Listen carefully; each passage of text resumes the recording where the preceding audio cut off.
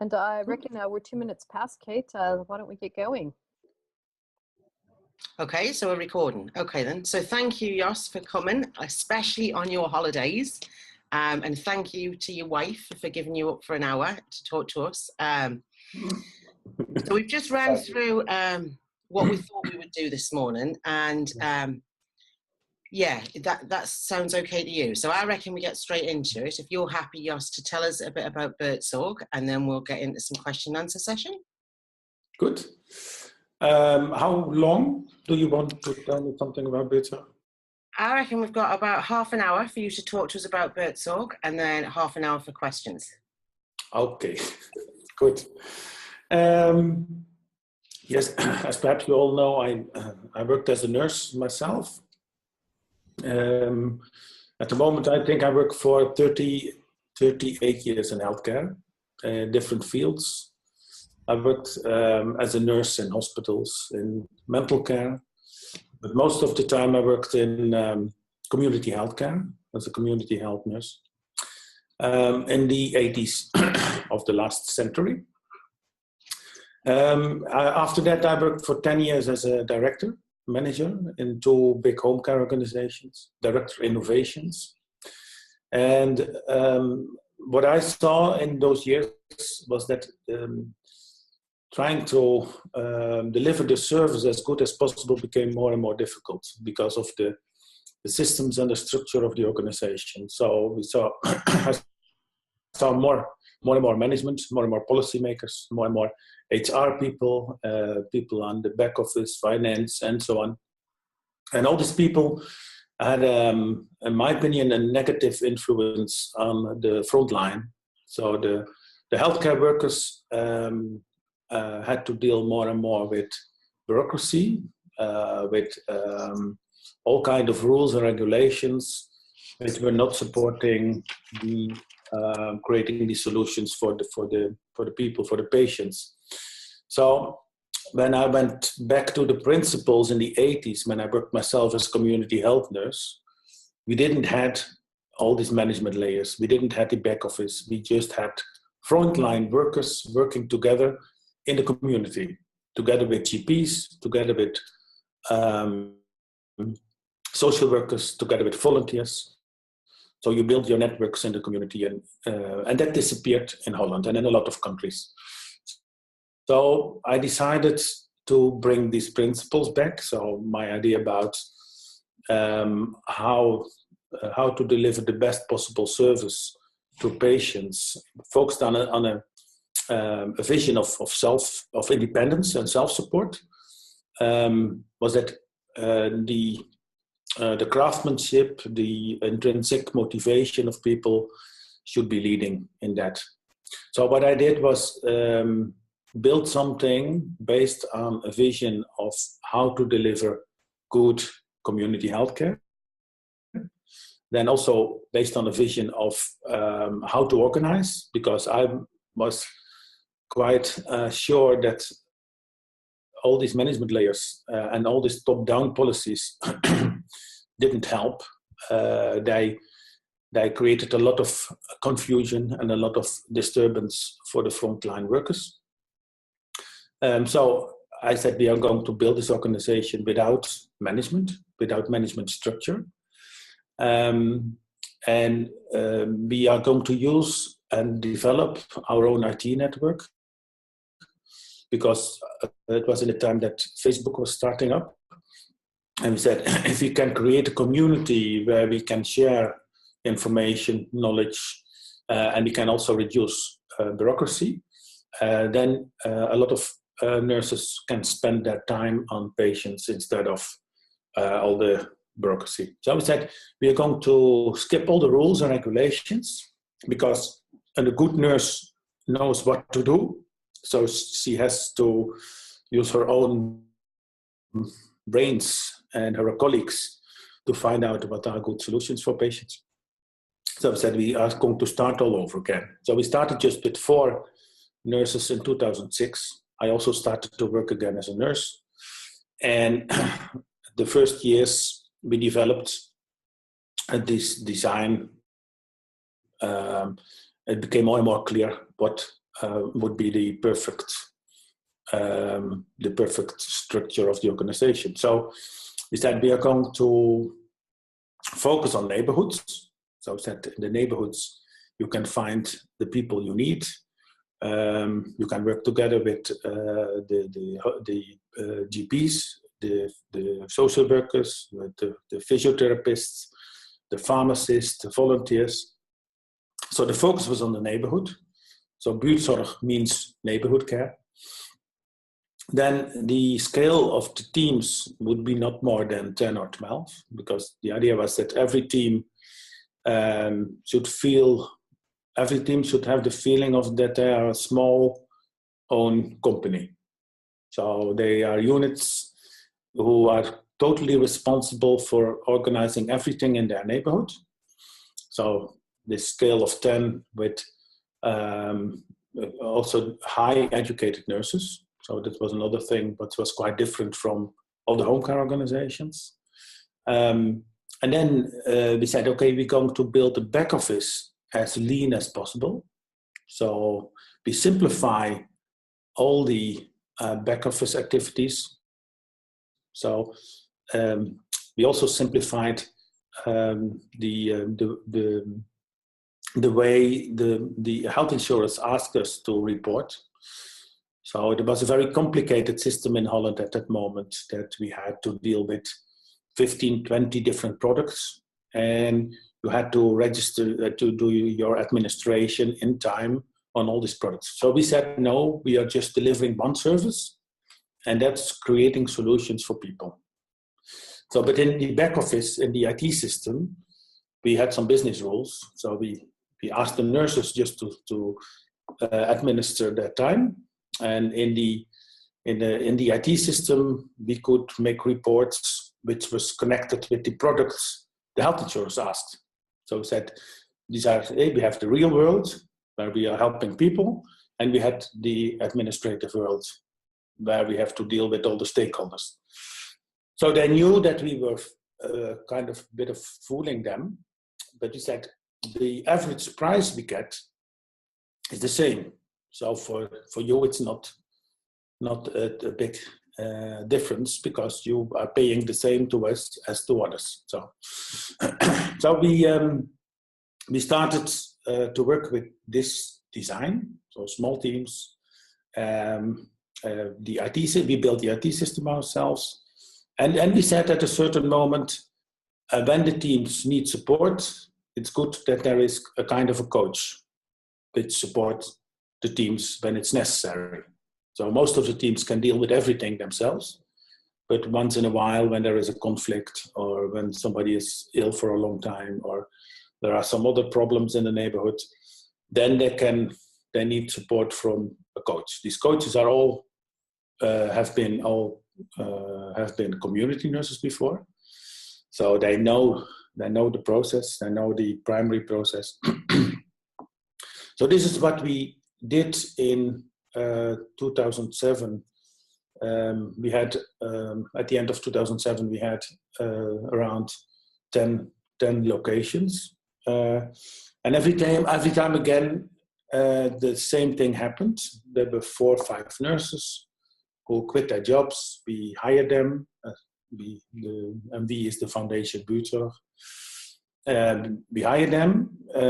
Within a few weeks, a few months, they were running up.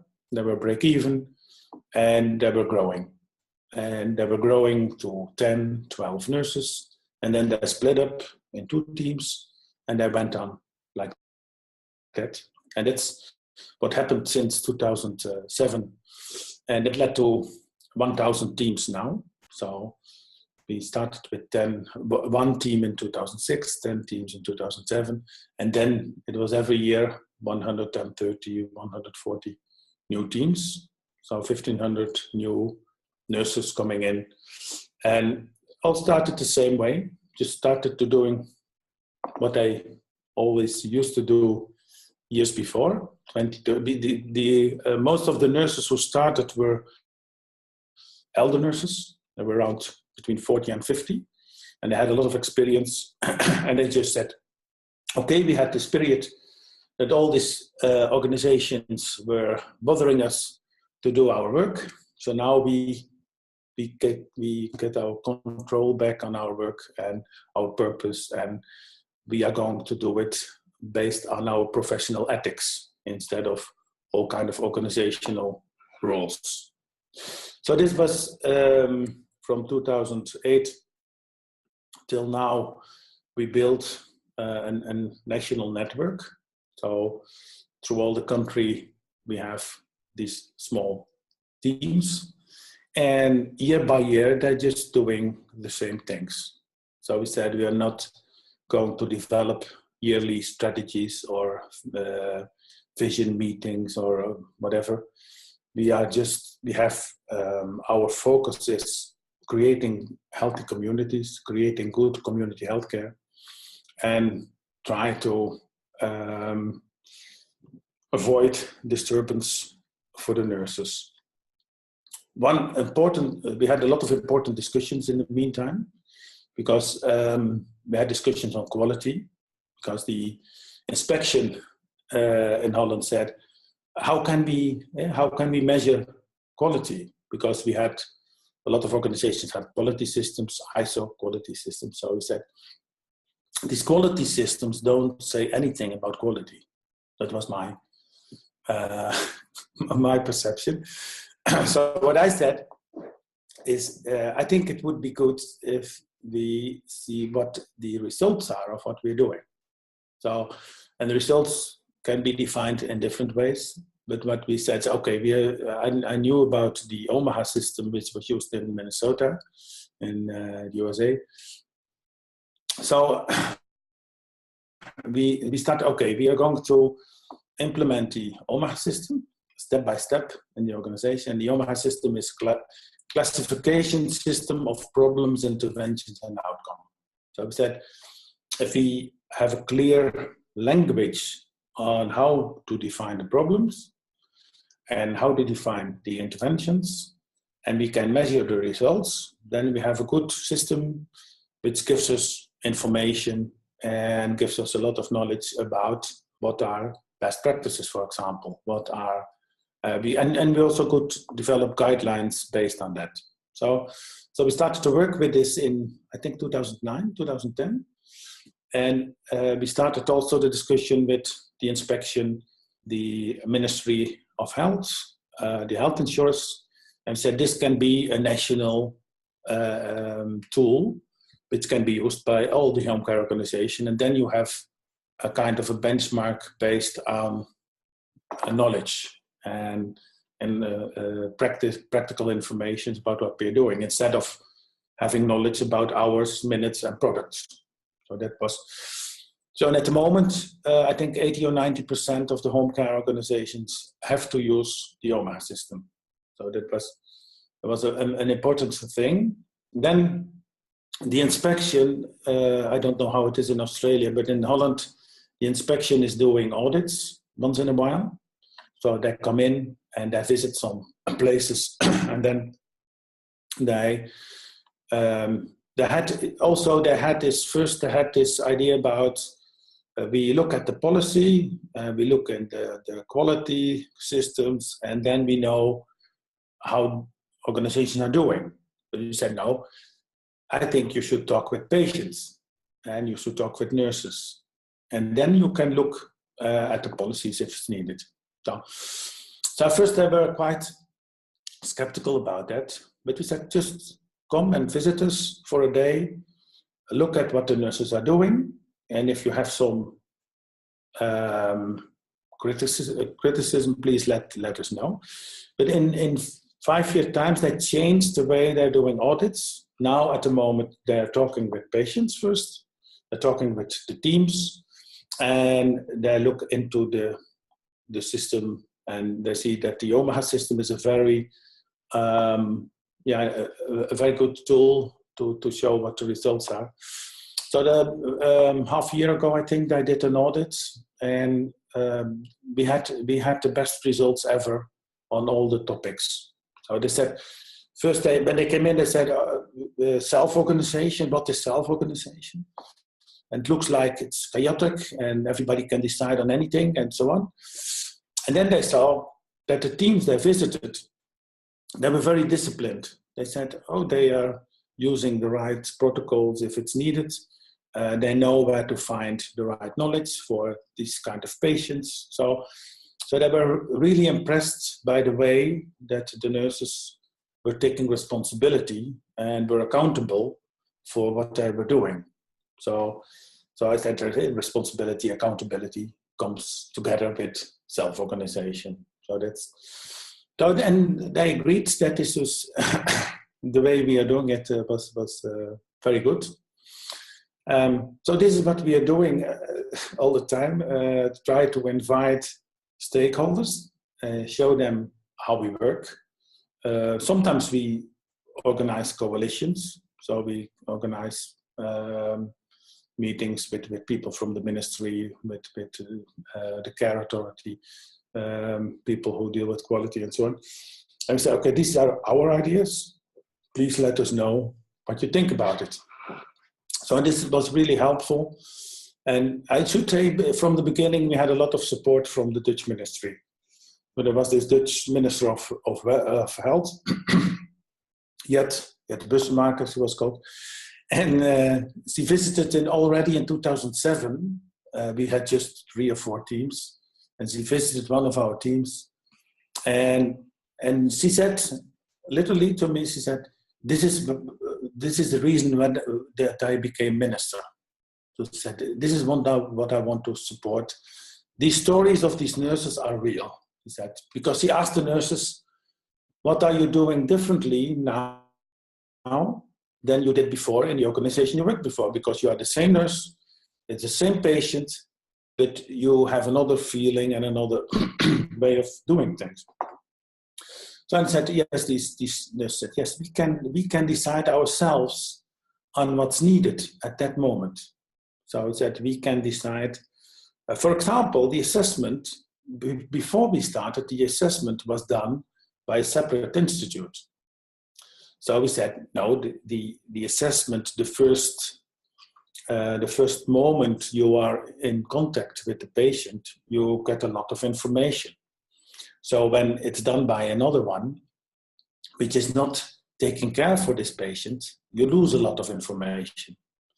So you can only do the first impression one time. Right? So we said this process needs to be repaired.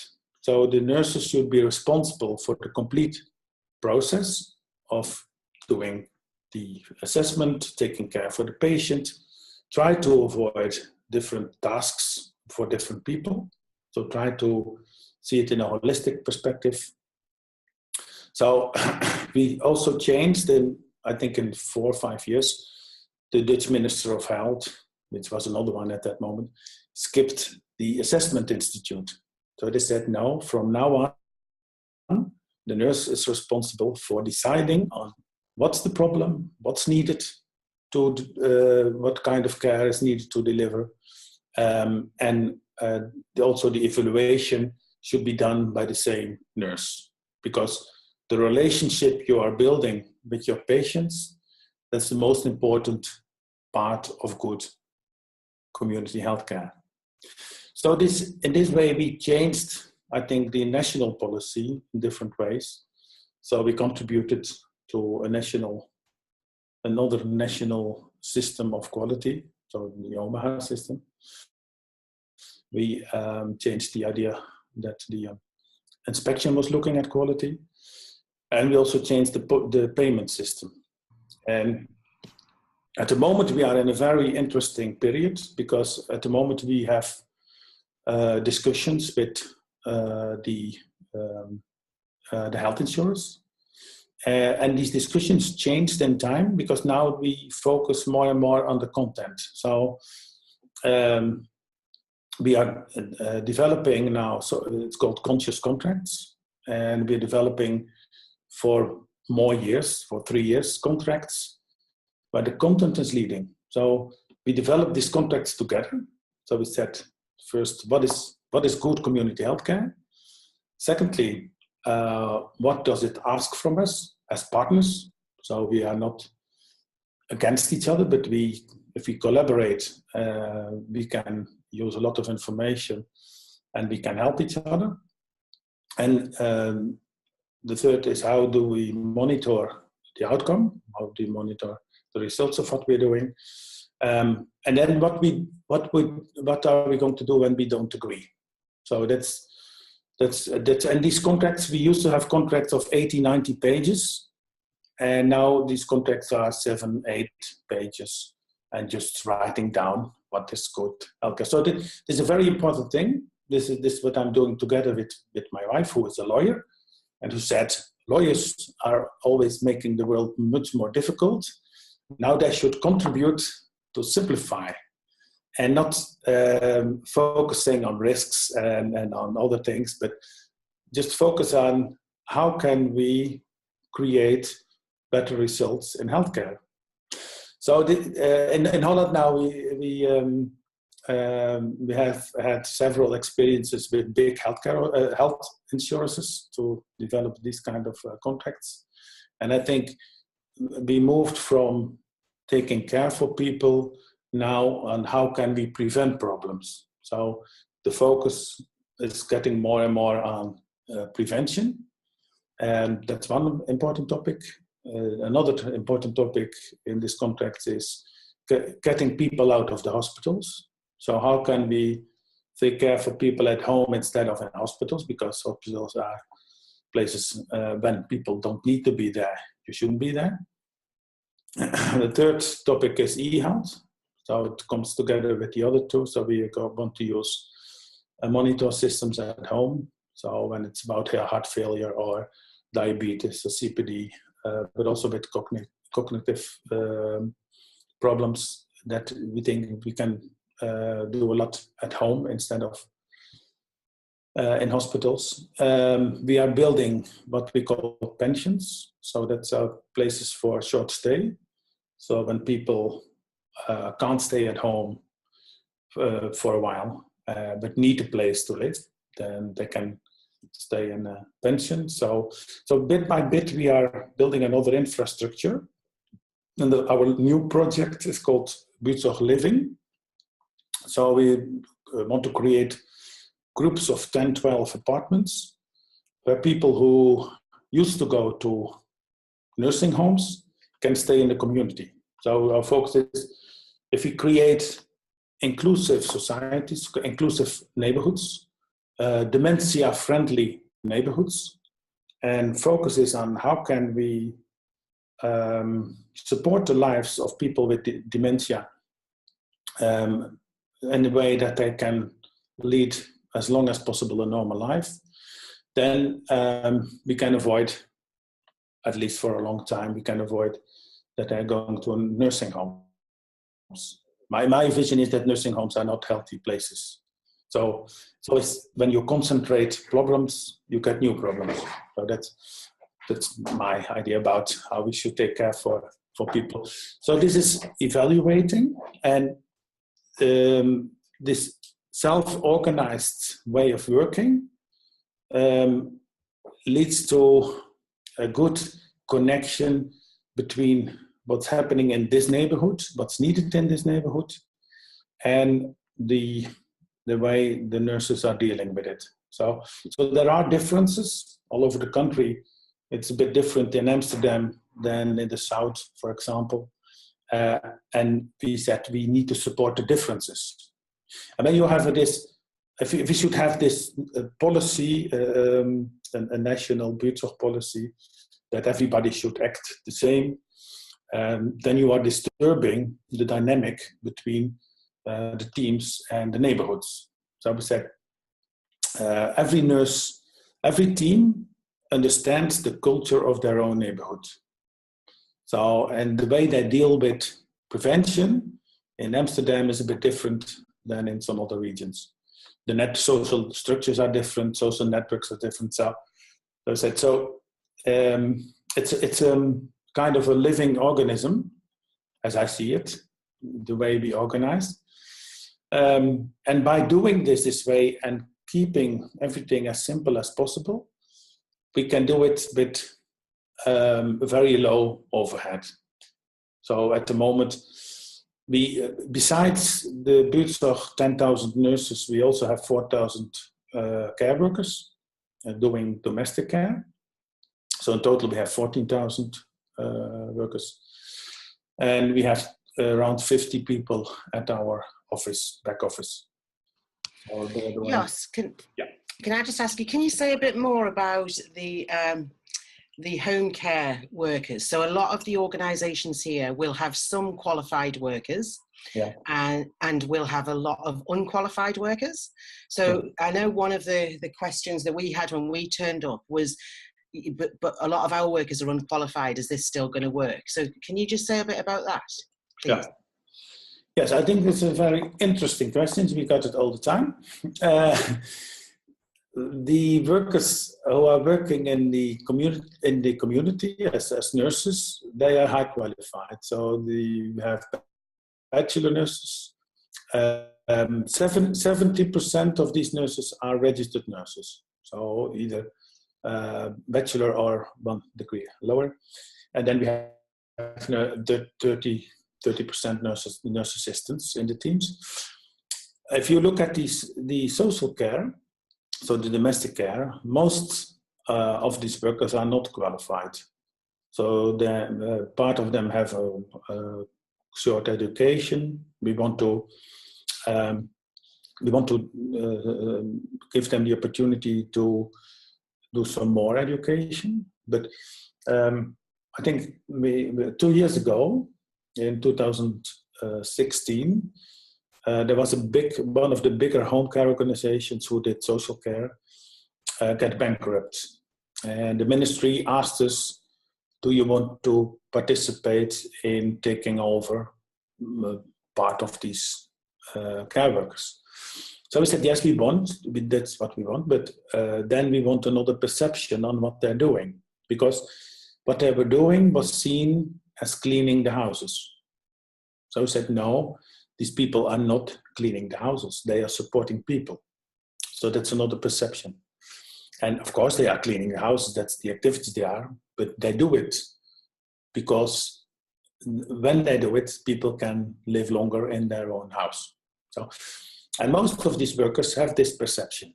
So they want to support people. They saw it as a kind of a devaluation when they became part of a cleaning company.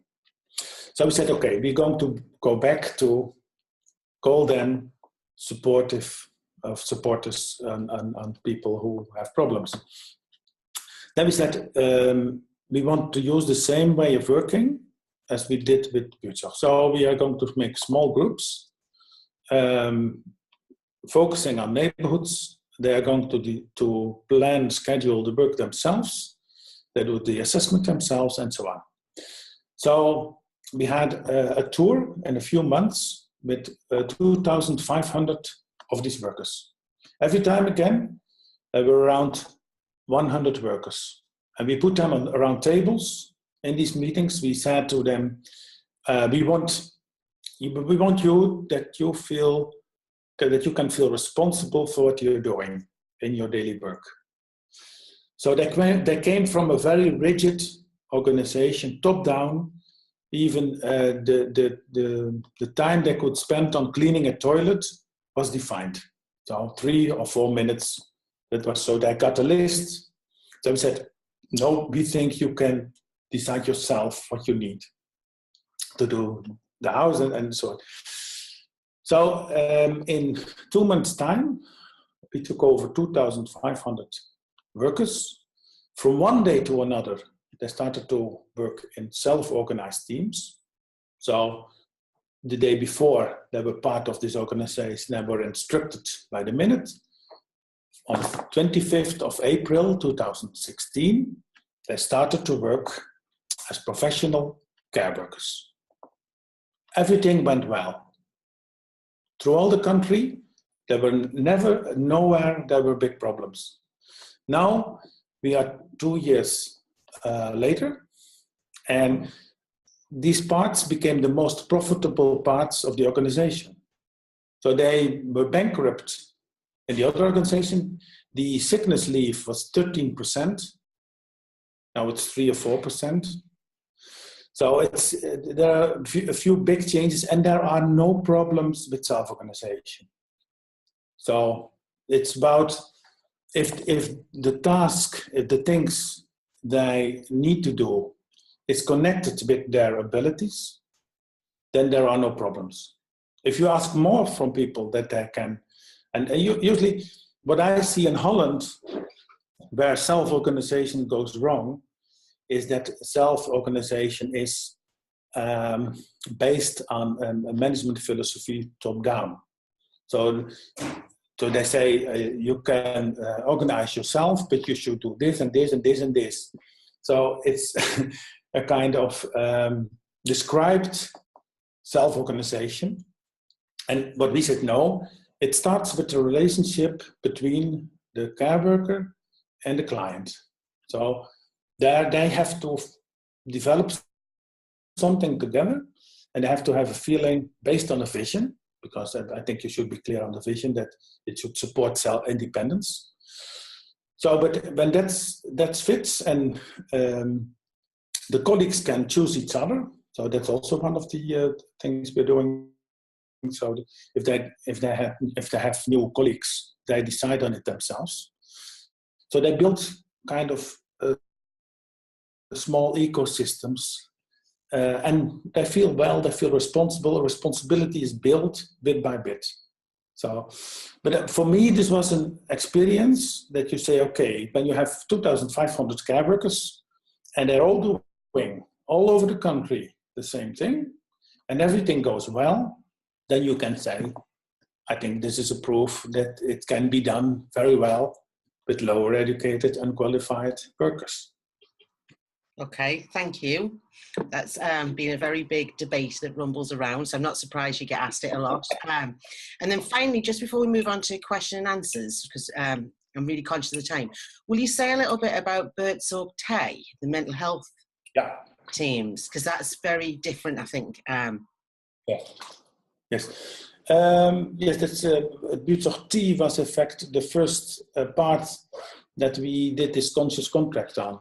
So it was funny, one of the bigger health insurers came to us and said, we want you to become the disruptor of the mental care in Holland. So that was a kind of an invitation we didn't expect. But they said, yes, we believe that the way you are dealing with mental problems, it's much more adequate, much more effective than the institutions we have. So we have of patients with mental problems are, is the connection still good? You just went off for a moment there, I think, but you're back again. Okay, I shall repeat it. So in Holland, we have a lot of mental health care institutions. So when you have a mental problem and it's severe, then you are institutionalized. So, and you're part of kind of a mental hospital. We say in Bertsorg T, no, a mental problem usually has to do with the environment. So we should learn the environment, how to deal with the mental problems. So we can treat the patient. So we have psychiatrists, we have psychiatric nurses, we have social workers working in teams. They deal with the patient, but they also deal with the environment. So they said, and taking care for people in their environment, it's much more effective than take them out, treat them, and bring them in again. So we said, no, we should not take them out their environment if there is not an urgent need. And usually, with most of these patients, there is no urgent need. So we try to connect with what's needed. So, and it can be that they need support every day, for example, for a while. Then we give it. So, and what we try to do was all the time focus on, not on the payment system, because that's one of the problems. We have a very complicated payment system on this. is, said, no, we are focusing on, okay, what's the problem and how can we reduce the consequences of the problem? And when you have depression, you know that there can be a lot of things which are not going well because of the depression. When you are psychotic, you know that things can, all these. So we said we have good psychiatrists, we have good psychiatric nurses. They understand what's happening in this period. They will be there when it's needed, and they will withdraw when it's over. But we make the environment. We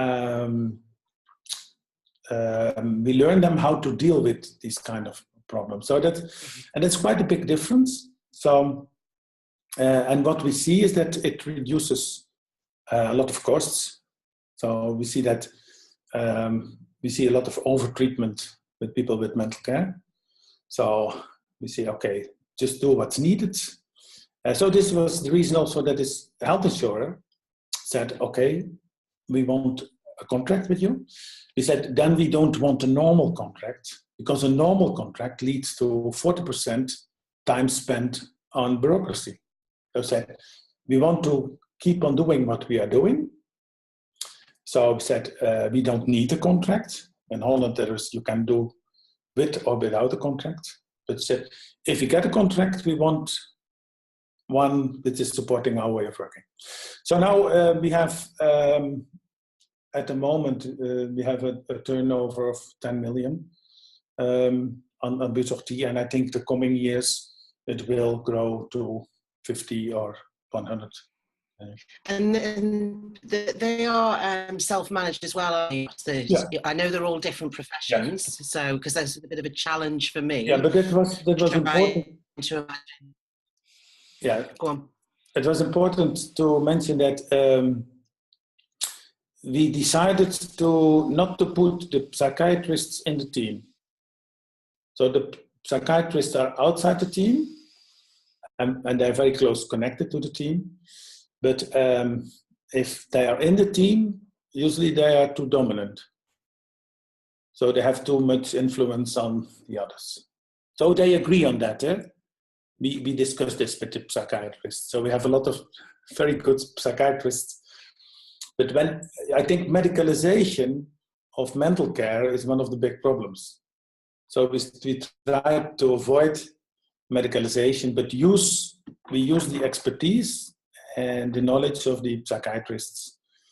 So I think that, and in the teams we have nurses, psychiatric nurses, community health nurses, social workers. That's the fantastic. Thank you, Jos. That was so helpful, because I know there'll be people in the room who are really interested in that particularly. So we've got just under 20 minutes, right, for some questions. Okay. And there are kind of two big themes already emerging. Susan, have you got them? Yeah, so what I'd like to do, Jos, is maybe we could try to just do some quick fire answers, and then I'll leave the ones that I think maybe require a little bit more thought for the end. So, So the teams, are they built around geographical neighborhoods? Are they built around individual people? No, they are, you mean the Butzocht teams? Yes. They're built around neighborhoods, in neighborhoods. So right. Not. And then what is the average geographical spread in terms of, I guess, square kilometers or a geographical? No, it's more a natural geographic area. It can be a big area in some regions where not so many people are living. Of course, Holland is a very small country with a lot of people, but we also have some regions where we have not too many people. So, but the average environment is that there are living around 5,000 to 10,000 people in the region. And so when the team is being built, what percentage of the clients and the workers would come via word of mouth as opposed to direct referrals? You mean the patients? The patients, yes. The patients, yeah. Most of them, I think, we don't do any marketing. Mhm. so we never did. So we got a lot of free publicity. All the workers, all the nurses, they have their own informal networks. So the idea is that when they are responsible and they feel accountable, they will use their own networks, and that's one side. And the patients also feel very closely connected to the teams, so they even sometimes feel part of the organization. Sometimes I get letters from old people who say, "Oh, now I know who my director is." So then they have this feeling that it's kind of a community, that these nurses and patients and networks and volunteers, they're all part of a community which is not focusing on profit, but on focusing on healthy communities. So we are a not-for-profit organization, and that's what people reward a lot, I think. And how are people paid? Are they fixed contract hours? Are they full-time employees? No, we from the beginning we said every nurse, every worker should get what they want. So if they want to work 20 hours, they get a contract of 20 hours. So we have fixed contracts, but usually most of them are working more than their contract, so they get paid more. So Right. they could just paid what they're working. And so I know that you work a lot with coaches, so there are no team managers, and the coaches move from team to team as the teams require.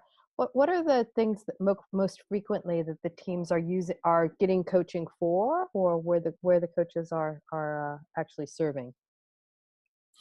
Yes, we don't have very many coaches, but we have around 22 on 10,000 nurses.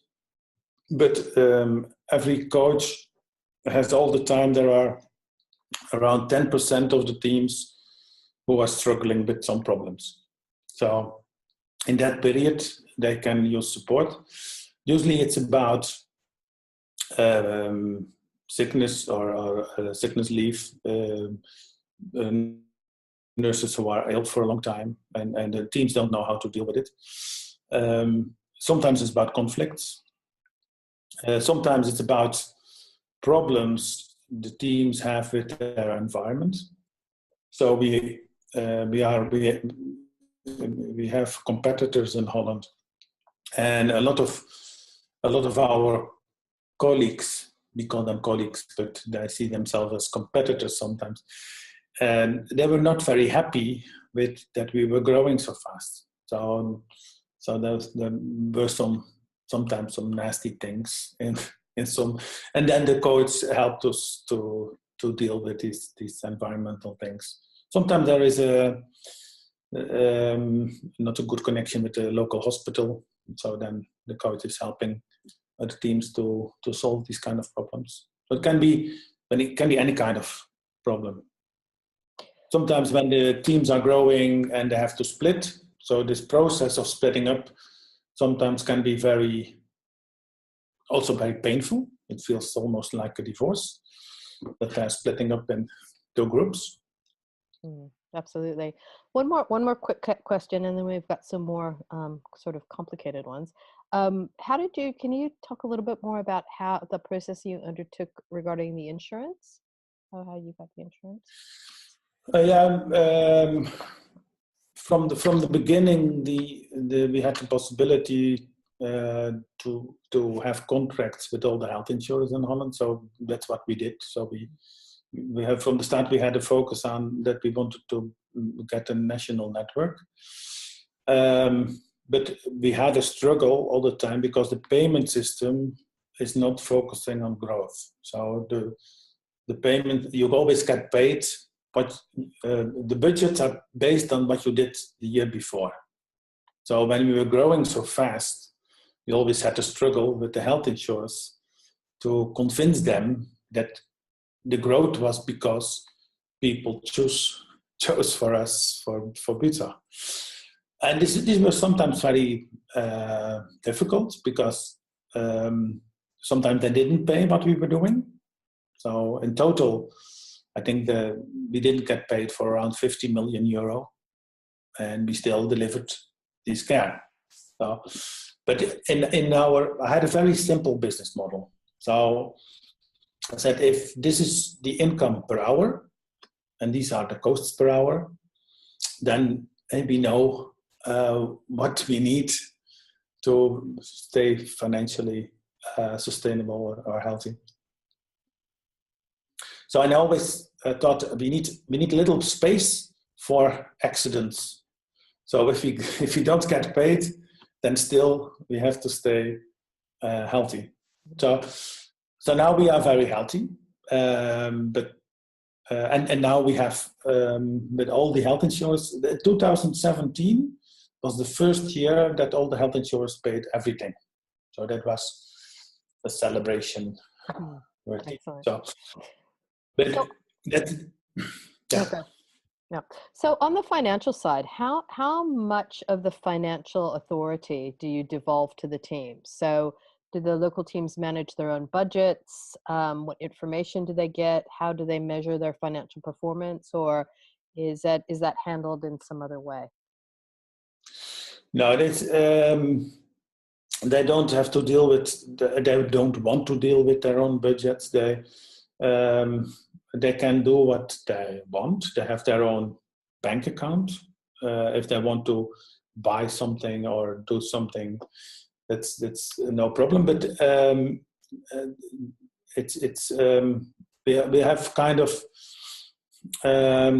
norms for what teams could spend on different topics. Most important thing about finance is that the payment we get from the health insurance. So and that's done in the back office. So the teams know, based on their productivity, how they're doing. But also we have we used to call it team compass. It's now team insight. I think it's wrong. So the team can see on the web how they're doing. So how they're doing financially, on quality. They also do evaluations about how they're working together. So I said these are three main topics: quality, collaboration, and finance. So, and they can see how they're doing compared with other teams, and they can ask other teams, oh, we see that you are doing much better than we. How did you do it? How can we learn from you? So we try to support this learning from each other. And when teams fail, on the what is usually the reason? Is it financial? Is it just can't figure out how to get along? Can't recruit enough people? Or what's the normal reason if teams fail? If teams fail, yeah, I never use the word fail.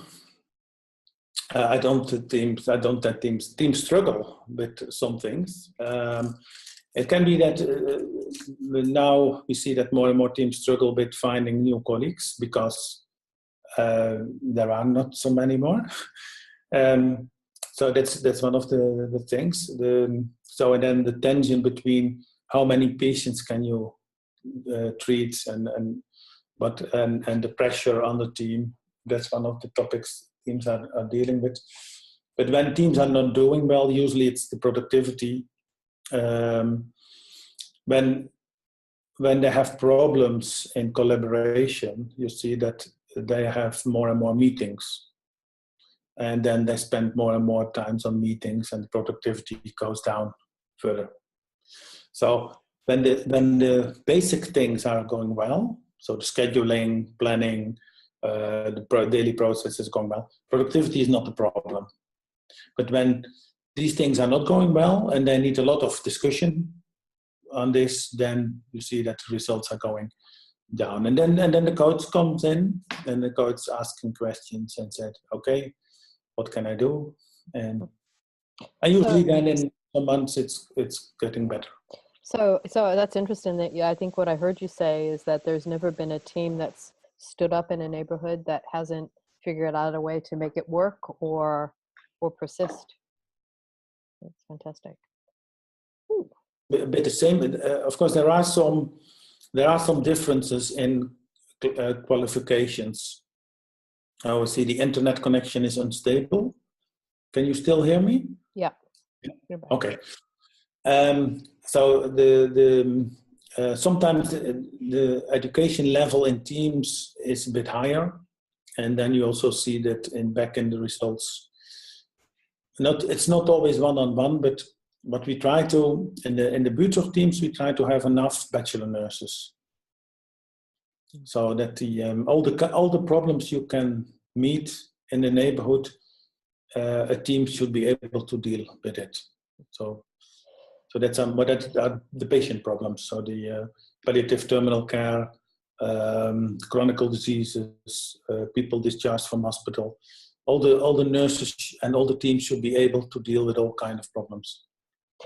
I remember when we were together in Bulgaria, I asked you a question, and you challenged me very strongly. I think the question I asked was, Jos, what do you do in the situation where people just want to be told what to do and don't want to participate? And I think that you said to me that you fundamentally didn't believe that that was true for anybody, that the only time that that would happen is if the team wasn't working hard enough or creating a safe enough space for people to want to participate.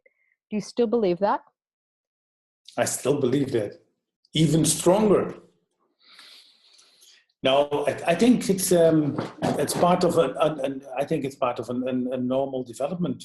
It starts when you are a child. You want to learn, and you want to become independent. And the way we organize people, and we usually in a lot of organizations we organize distrust. We organize all kind of things where people can't grow. So, but if your perception is that people, when you create an environment and you ask people to take responsibility, then they will grow. Sometimes there will be problems, like everywhere where people work together, there can be problems, and in their families can be problems. That's normal. So just accept that these are there, and just invite people all the time. That's what we do. But what do you need to grow as a person? So I ask several times when we have meetings, when we have conferences, we have our yearly conferences. We try to focus all the time on ask yourself all the time, what do you need as a person to have a meaningful job, to grow in your work, to grow as a person. Just do what you think is necessary. So, and therefore the education budget is very important. So it's that we should not structure the education. You know what you are, what kind of things get you inspired of. So what gives you inspiration? For one, it can be yoga or mindfulness. And for the other, it can be fitness, or it can be something complete of training in wound care. So we have a lot of different people, and they should take themselves as a starting point in how to develop. And it's the same with patients. It's the same in, if our focus, our vision is that to stay independent, the life you had before is a very important thing to know. So how do you coping with things? But that's the same for the nurses. So try to focus on what makes you happy and what gives you a nice working environment. Absolutely. So I think Buurtzorg is coming from a different position than all of the organizations that are participating in this program, in the sense that you started this way. I think that a couple of the things that is our common themes are when you're inviting people into taking more responsibility by self-organizing. One of the common things is, you need to pay me more money to be doing these extra jobs. And others, when the latter is taken away, so people come into organizations and they see the career ladder and see how their career can progress. When that is taken away and they can't see a view to how to increase their salary, how to get a better position for their CV, there's a bit of a backlash. What would you say for organizations that are trying to transition and coming up against these particular either positional or financial questions? Yeah. Yes, when I started to design a Buter concept, I said, before I became a nurse, I studied economics. I can calculate a lot of things by head. That's one of my hobbies.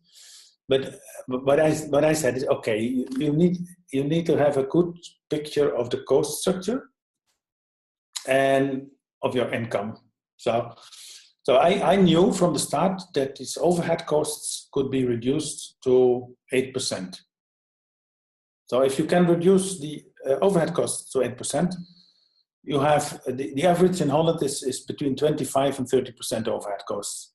So then you have around 18% and 17, 8% that you can spend on other things. So I think you should take into account what's reasonable. I think that everybody should earn a reasonable salary. So for example, when we took over these care workers from this bankrupt organization, we raised their salary. It was the first thing we did because my opinion was that they were like squeezed out for many years. So we started discussion about, no, we need a higher salary. So, but when of course it should be reasonable. I don't hear the argument a lot in Holland that because of the tasks they are doing, that they need to earn more. But sometimes I say our responsibility is high. So what can we do financially with that? So I think you can give a small sign that you reward it, but it doesn't need to cost much more. So I think in this process, it's a lot of also psychology. If you have a psychological contract between the workers and the organization, and you develop these discussions together. So saying this is what, be clear about. These are our possibilities. So what we said in 2009, I think, I said when we have a good result, then we give everybody a bonus, and I even called it the relation repair bonus, because the nurses are so. They were so engaged with their work that their families and their partners were complaining about it. They said from 2010, and it was it was almost an extra monthly salary for some of the nurses. So I said, okay, this is what we earn together. This is a collective, this is your contribution, and this is what you get back. So this is the way I try to deal with it. So be open about what's possible, try to think about what's reasonable, try to avoid discussions which are not really about the content. So, some of the discussions are about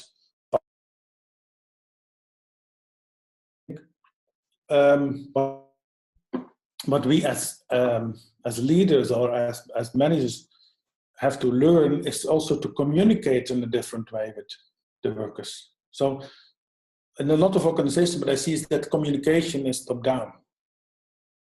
So instead of explaining, we should start listening.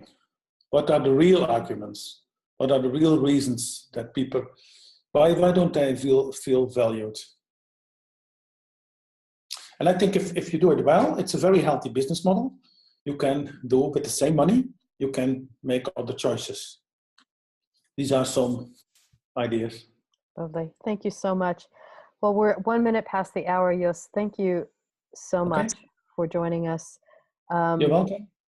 just everybody have a lovely rest of your holiday, and keep doing what you're doing, because I'm sure I'm not the first to say that you're an inspiration to not only this sector, but everybody in the world that's trying to open the possibility for people to be different within their work. So thanks, Jos. Thank you. You're welcome. Thank you, Jos. Goodbye. Bye. Bye. Bye.